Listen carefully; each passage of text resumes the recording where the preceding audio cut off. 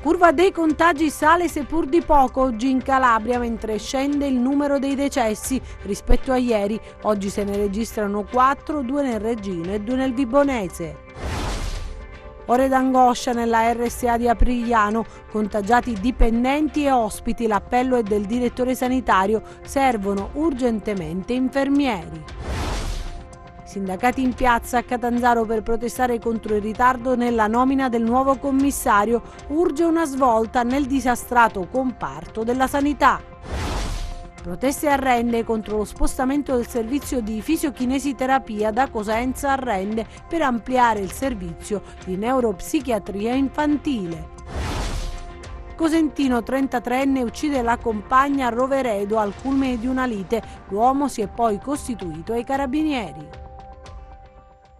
Buonasera e ben ritrovati a questa nuova edizione in diretta del nostro telegiornale da Anna Franchino. Allora, in apertura, come avete visto dai titoli, parliamo di Covid, del bollettino regionale, perché la curva dei contagi sale seppur di poco, però scende il numero dei decessi rispetto a ieri. Oggi se ne registrano 4, 2 nel Reggino e nel Vibonese. Ancora aumento di contagi in Calabria, sono 397 le persone risultate positive, 2329 i tamponi eseguiti.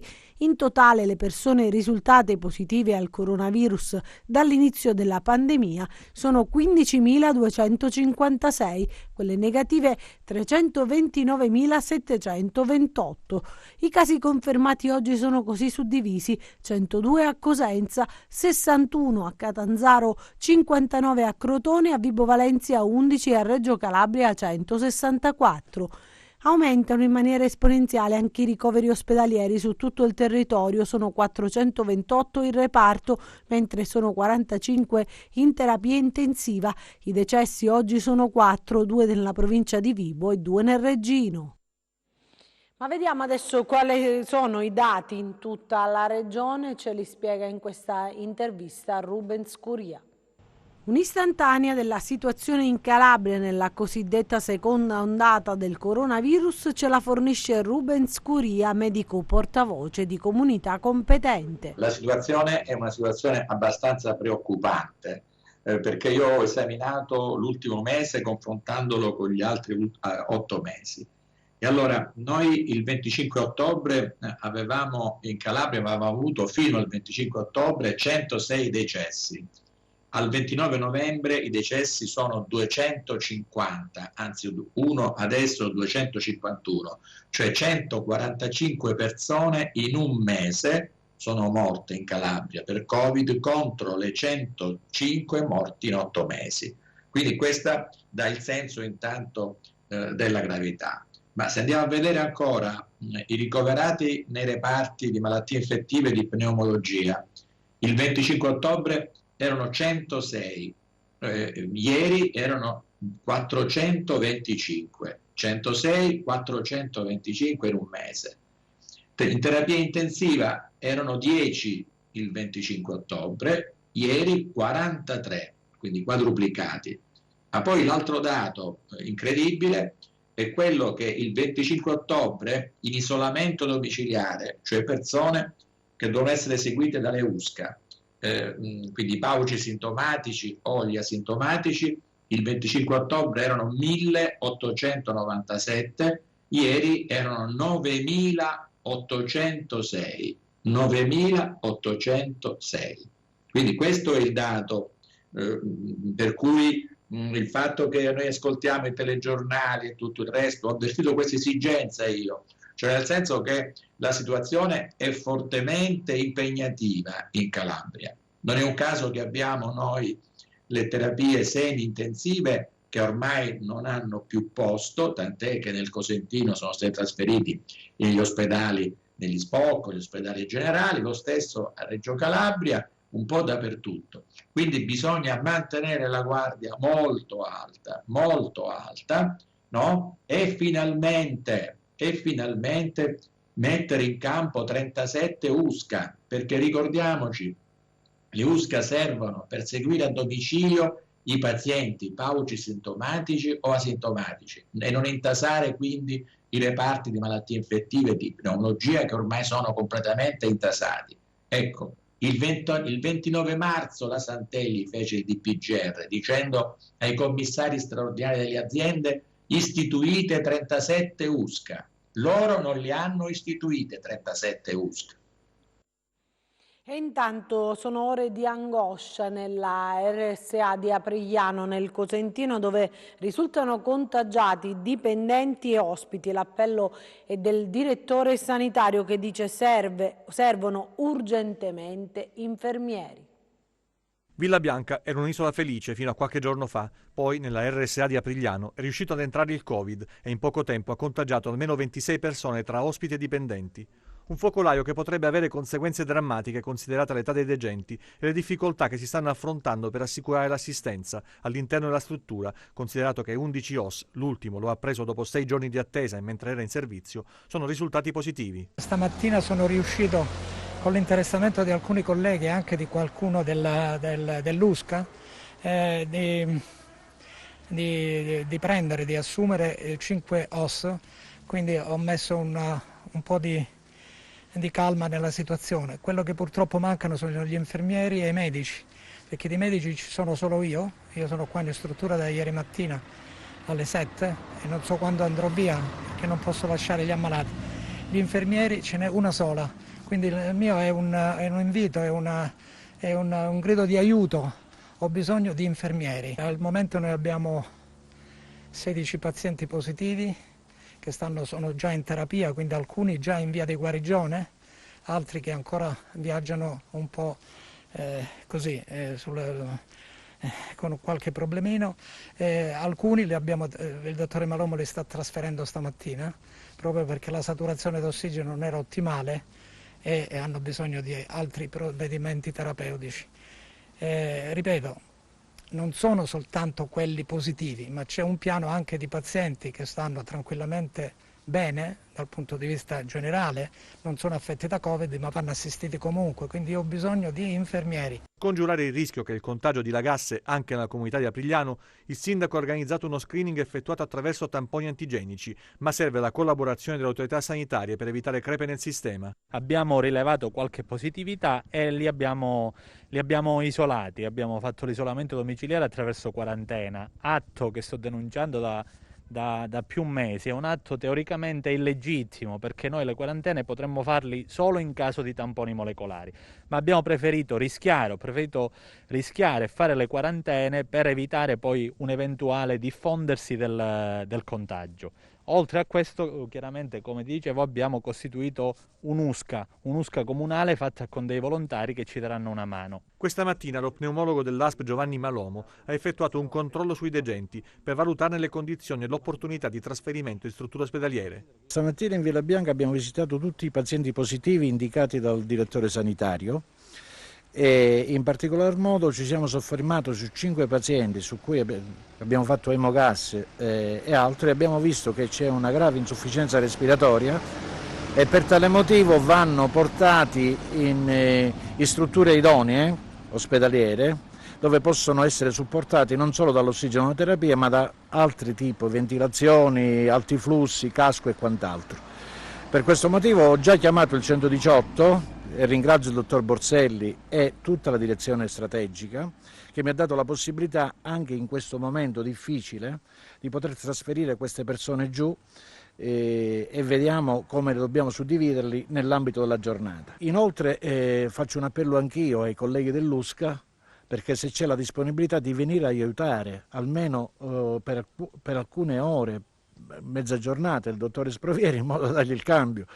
Io purtroppo non sono in condizione di poterlo fare perché gestisco altri 2 centri Covid. Lo stesso Malomo, dopo l'attività svolta da Aprigliano, si è trasferito a San Cosmo Albanese, altra RSA e altri contagi, tanti, 58 su 75 tra operatori e degenti, situazione drammatica da affrontare al più presto. Adesso vediamo qual è la situazione nel Reggino, la vediamo dal nostro corrispondente. Dal mese di marzo, quando scattò la prima ondata di Cov-SARS-2, nella Locride c'era stata già un'attività di interscambio tra i medici di base e l'USCA, l'unità speciale di continuità assistenziale. Questo aveva già consentito di capire come fosse la situazione dei primi contagiati dal Cov-SARS-2. Ora c'è una novità, e cioè che questo interscambio è stato, come dire, consolidato e rinforzato grazie all'utilizzo di un link, un'attività che è in itinere da circa 2 settimane e che consente proprio di capire l'evoluzione della malattia, cioè sapere quale sia la situazione di ogni singolo paziente. Questo per i medici di base è naturalmente un importante elemento che aiuta moltissimo il lavoro quotidiano. Al momento sono circa 600 i malati di Covid-19 nell'area dell'Alto Ionio reggino e questa attività ha dato indubbiamente i suoi frutti. Su 600 bisogna considerare che ospedalizzati sono davvero pochi, il numero varia tra i 4 e i 5, il resto sono asintomatici o con sintomi davvero lievi. In tutto questo c'è anche la criticità, cioè il fatto che sia una sola USCA ad operare in questo territorio per 12 ore. Considerate che il territorio è molto vasto. Prima di parlare proprio della sit-in di protesta dei sindacati alla cittadella regionale, vi dico che è stata presentata una mozione al Senato proprio sul caso Calabria, promossa dai senatori della componente Idea Cambiamo Massimo Berrutti, Gaetano Quagliariello e Paolo Romani, sottoscritta anche dai senatori Sandro Biasotti, Fulvia Caligiuri, Carmela Minuto, Antonio Saccone, Giancarlo Serafini, da quelli della componente Più Europa, Meno Azione, Emma Bonino, Gregorio De Falco e Matteo Richetti, proprio per chiedere la cessazione del commissariamento all'insediamento della nuova giunta regionale, restituendo a quest'ultima le competenze sulla sanità. Ovviamente hanno depositato questa richiesta in Senato per porre fine al commissariamento entro un anno e ancora meglio subito dopo il prossimo rinnovo della governance regionale, riportando il controllo della gestione al futuro nuovo presidente della Regione Calabria, come già accaduto nel Lazio e nella Campania. E parliamo del sit-in a Catanzaro dei sindacati davanti Palazzo della Regione, chiedono l'immediata nomina dei commissari alla sanità e l'ammodernamento della rete ospedaliera. I sindacati si mobilitano per chiedere una svolta nel comparto della sanità. Il sit-in organizzato da CGIL Cisleguilla a Catanzaro davanti alla sede della cittadella regionale. Vogliamo tenere l'attenzione da parte del governo sulla vicenda della sanità che sta veramente implodendo in maniera indecorosa verso la Calabria e nei confronti del governo nazionale. Ma siamo anche qui alla cittadella regionale per dire e per ricordare ai calabresi che ci troviamo in questa condizione nella sanità per responsabilità certamente del governo nazionale, ma per responsabilità della classe politica regionale che in questi 20 anni ha destrutturato e ha distrutto la sanità in Calabria. Quindi sappiamo perfettamente di chi sono le responsabilità, comprese anche quelle del governo nazionale, però adesso ci vuole un atto di responsabilità. Un comparto, quello della sanità, sottolineano, che non può essere lasciato senza una guida. Il popolo calabrese non può più aspettare. Abbiamo necessariamente bisogno di dare una guida autorevole alla sanità calabrese, una sanità disastrata che sta uccidendo anche quella fragile economia che la Calabria ha. E quindi bisogna voltare pagina, ritardi non giustificati assolutamente. Quindi immediatamente la nomina del nuovo commissario e pieni poteri al nuovo commissario per potersi dotare di una struttura di competenti per poter affrontare i temi che nella sanità calabrese da tanti anni non vengono affrontati. Molti i punti al centro delle rivendicazioni dei sindacati. Noi abbiamo bisogno delle assunzioni necessarie per mettere in sicurezza il sistema della salute e con 1,5 miliardi di deficit noi non potremmo mai fare le assunzioni, quindi sul decreto Calabria bisogna inserire una deroga sulle assunzioni che svincoli la spesa per le assunzioni all'interno del piano di rientro. Va fatto un ragionamento serio sulla tracciabilità dei contagi per quanto riguarda l'emergenza Covid e bisogna rideterminare nuovamente la rete ospedaliera e la medicina territoriale. Noi abbiamo chiesto che il commissariamento possa perdurare fino a quando non si mette in sicurezza il sistema della sanità. Intanto restiamo a Catanzaro perché è stata installata nei giorni scorsi una tenda per effettuare i tamponi grazie anche all'intervento dell'Esercito. Oggi il presidente facente funzioni Nino Spirlì è andato a farvi visita. Vediamo. Il presidente facente funzione della Regione Calabria Nino Spirlì ha visitato questa mattina la tensostruttura allestita dall'Esercito nell'area antistante la funicolare di Catanzaro Sala. Questa è la prima tenda che l'Esercito ha montato sul territorio calabrese per la raccolta dei tamponi. L'operazione si chiama Operazione Igea, il protocollo l'abbiamo siglato 3 settimane fa con il colonnello Zizza, che è il responsabile di questa operazione sul nostro territorio. È la prima di altre 4 postazioni, quindi sono 5 delle postazioni in tutto, che saranno montate una per ogni provincia della nostra regione e che saranno di supporto alle ASP per la raccolta appunto dei tamponi da fare sul nostro territorio. Ad accompagnare il presidente facente funzione Spirlì il colonnello medico Alfonso Zizza. Quindi questo è il primo dei dispositivi che noi stiamo organizzando in Calabria e poi su richiesta del presidente Spirlì organizzeremo gli altri dispositivi nelle altre province della Calabria. Per Spirlì la collaborazione con l'Esercito è preziosa e la Regione, sottolinea, si sta assumendo grosse responsabilità a causa dell'assenza del commissario. La collaborazione in questo momento per superare questa emergenza nell'emergenza causata anche da questo permanere, questa continuità nella non nomina di un commissario ad acta sta diventando veramente un fatto che debilita la stima che si può avere nei confronti delle istituzioni, ma noi dobbiamo assolutamente tenere duro.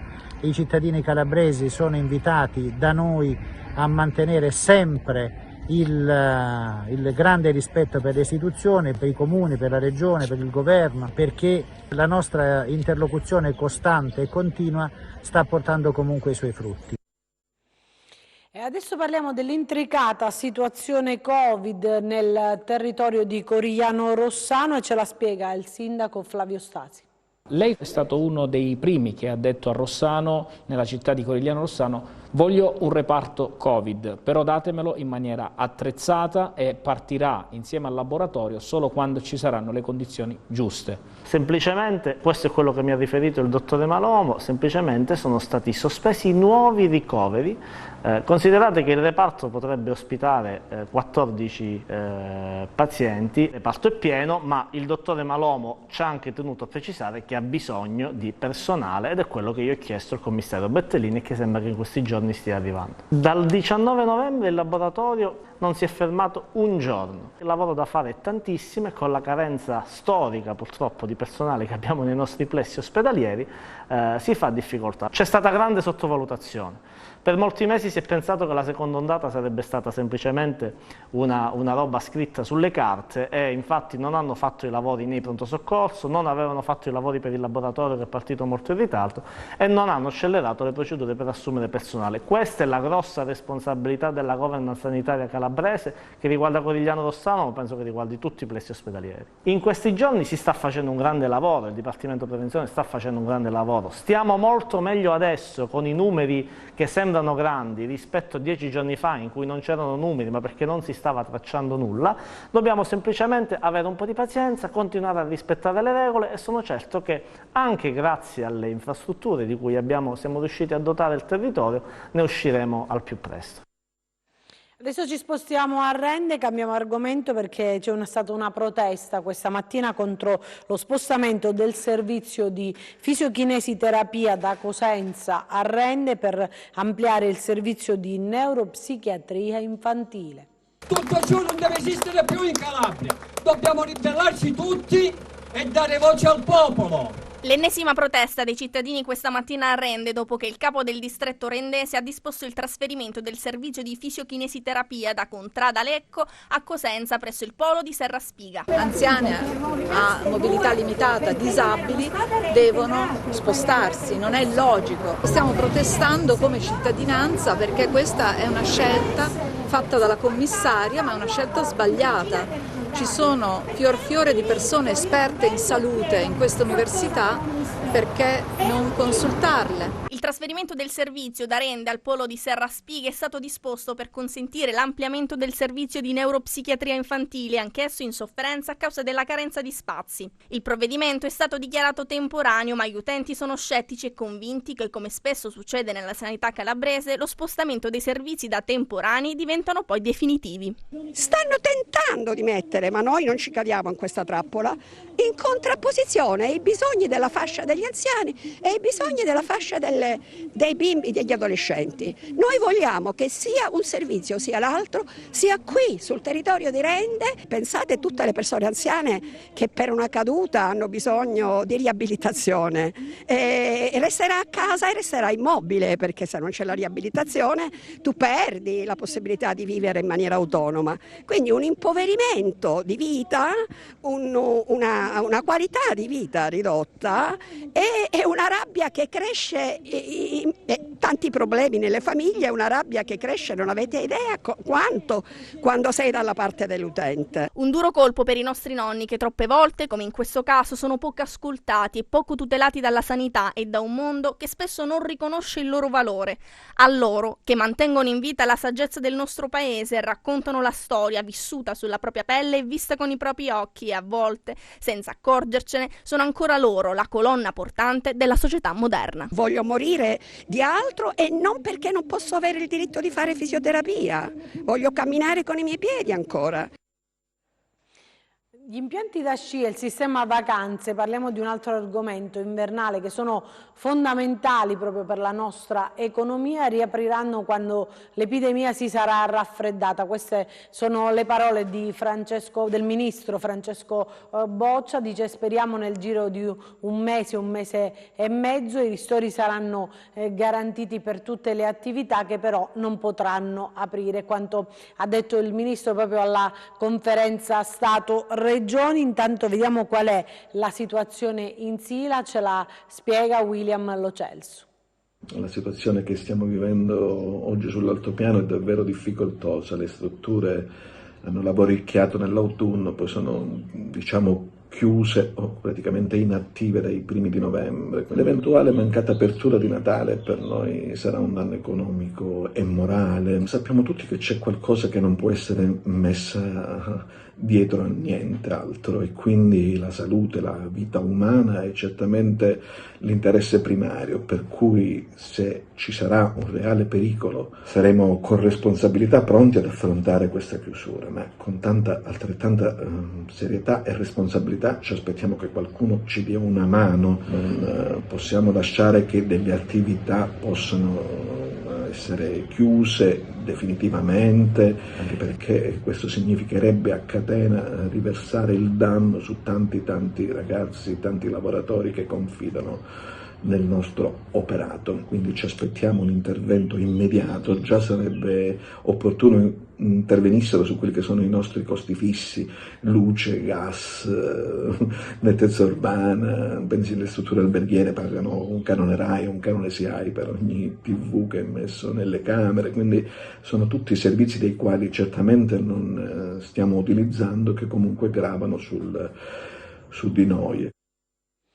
Parliamo invece adesso di cronaca. Vi dico che il GIP di Catanzaro ha convalidato il fermo di Sergio Giana di 36 anni disponendone la detenzione in carcere. Giana è reo confesso dell'omicidio di cui vi abbiamo parlato ieri nel corso dei nostri telegiornali di Loredana Scalone, trovata senza vita ieri sulla scogliera di Pietragrande nel comune di Staletti, uccisa con alcune coltellate. Giana aveva una relazione sentimentale con la vittima vittima. L'uomo, fermato dai carabinieri, ha tentato di difendersi affermando di essere stato aggredito per primo dalla donna e di aver reagito per difesa, una ricostruzione che non gli è servita ad evitare proprio la convalida del fermo. Intanto un trentenne originario di Cosenza ha ucciso la compagna, questa volta in Friuli la notte scorsa, il secondo femminicidio in 24 ore, i cui autori del delitto sono giovani calabresi e reo confessi.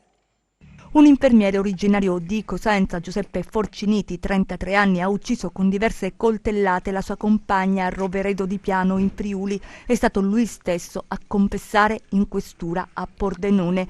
È il secondo femminicidio di cui è autore un calabrese nel giro di 24 ore. Solo ieri, nella giornata internazionale contro la violenza alle donne, un 36enne, Sergio Giana, ha ucciso anche lui con un coltello la donna con cui aveva una relazione. Loredana Scalone, 51 anni, è stata ritrovata sugli scogli di Pietragrande a Staletti. L'uomo aveva cercato di occultarne il cadavere. Secondo quanto si è appreso, entrambi i delitti si sono consumati al termine di una lite. Loredana era separata e nonna, lavorava facendo pulizie, una vita come tante, fino a quell'incontro sbagliato, il momento in cui lei si è fidata di un uomo. Lui era sposato, una relazione sentimentale complicata, fino a quell'epilogo imprevedibile, alla ferocia che trasforma l'amore in odio e dinanzi alla quale le vittime soccombono a volte senza neanche provare a difendersi.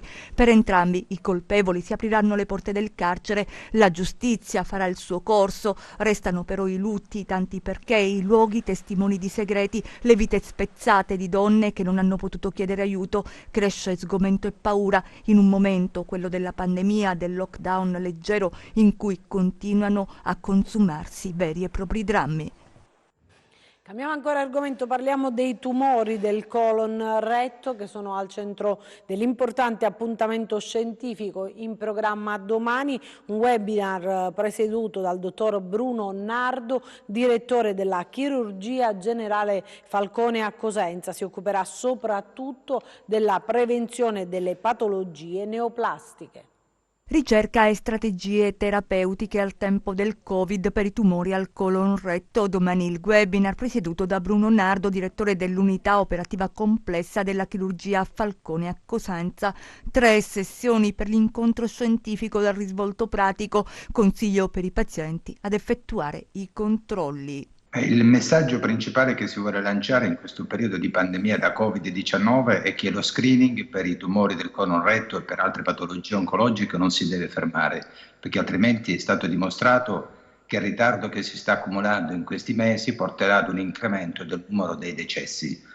E un altro messaggio ancora importante è quello che la ricerca deve mantenere un ruolo di primo piano, perché è stato dimostrato che laddove c'è ricerca c'è una migliore qualità della cura del paziente, oncologica e non, e quindi questi sono i 2 messaggi fondamentali che vogliamo lanciare. C'è paura di recarsi in ospedale a causa della pandemia, ma si ricorda che i malati oncologici possono entrare nei nosocomi attraverso percorsi protetti. Ci sono dei percorsi dedicati ai pazienti oncologici e per cui i pazienti che hanno patologie neoplastiche o che comunque hanno un maggior rischio di patologie oncologiche sulla base quindi di screening e quindi di familiarità positiva al tumore possono godere di questi percorsi diagnostici sicuri, Covid protetti, perché l'ospedale è vero che siamo chiusi alla maggioranza dei pazienti che non hanno patologie oncologiche, però ripeto, questi pazienti che rientrano in queste categorie di patologie oncologiche hanno delle corsie preferenziali e i nostri oncologi, i nostri gastroenterologi, i nostri radiologi dell'ospedale Annunziata di Cosenza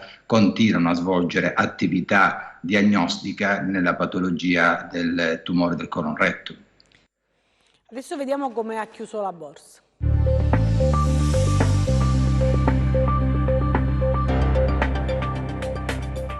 seduta poco mossa per le borse europee, senza il faro di Wall Street chiusa per il giorno del ringraziamento. Nonostante i driver positivi degli ultimi giorni, il sentiment resta condizionato dalla pandemia e dalla restrizione delle attività. La seconda ondata comincia a manifestare segnali di stabilizzazione, ma il numero dei contagi rimane elevato e ha spinto il cancelliere tedesco Angela Merkel a chiedere la chiusura degli impianti sciistici fino al 10 gennaio. Intanto il CEO di AstraZeneca ha annunciato un nuovo round di test sul farmaco della società, che non dovrebbe comunque comportare ritardi nell'approvazione regolamentare. A dare parzialmente sollievo agli investitori sono invece le minute della Fed diffuse ieri sera, da cui è emerso che nell'ultima riunione del 4-5 novembre l'istituto di Washington ha preso in considerazione la possibilità di fornire maggiori indicazioni sul suo programma di acquisto di titoli, pur non ritenendo necessario alcun aggiustamento nell'immediato. Così il FTSE MIB di Milano archivia gli scambi in calo dello 0,5%, debole anche il FTSE 100 di Londra meno 0,4% e l'Ibex 35 di Madrid a meno 0,6%, mentre chiudono sulla parità il DAX di Francoforte e il CAC 40 di Parigi. Sul Forex l'euro-dollaro si mantiene sopra quota 1,19 e il cambio tra il biglietto verde e lo yen arretra 104,3. Tra le materie prime scambiano in ribasso le quotazioni del greggio, con il Brent a meno 1,6% a $47,7 e il VTI a meno 1,6% a $45. Sull'obbligazionario il BTP Bund resta in area 119 punti base, con il rendimento del decennale italiano allo 0,6%. Tornando a Piazza Affari, tra le big cap spiccano A2A più 4,2% e Telecom Italia più 3,9%, che continua a correre in attesa di sviluppi sulla rete unica. Bene anche Pirelli a più 2,7% e STM a più 1,75%, quest'ultima sostenuta dalle indiscrezioni su un accordo con SpaceX di Elon Musk. Sottotono invece Unicredit a meno 2,5%, Biper e Azimut a meno 2,3%. Grazie e buon proseguimento di serata da Market Insight. Adesso vediamo le previsioni del tempo.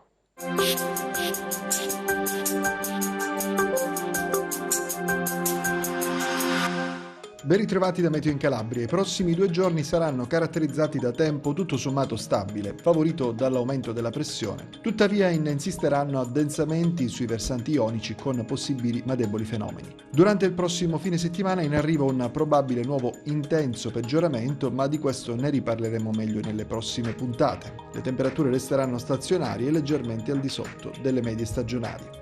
Domani cielo sereno o poco nuvoloso ovunque, ad esclusione dei versanti ionici, dove insisteranno addensamenti, ma senza fenomeni associati. Temperature stazionarie. Passiamo a mari e venti. Domani mari poco mossi, con venti che ispireranno a regimi di brezza sul Mar Tirreno e di direzione settentrionale sul Mar Ionio. Per essere sempre aggiornati sull'evoluzione delle condizioni meteo, vi rimando, oltre al nostro sito www.meteoincalabria.com, anche alla nostra pagina Facebook Meteo in Calabria. Anche per noi è tutto, io mi fermo qui, grazie per averci seguito e buon proseguimento con i nostri programmi, arrivederci.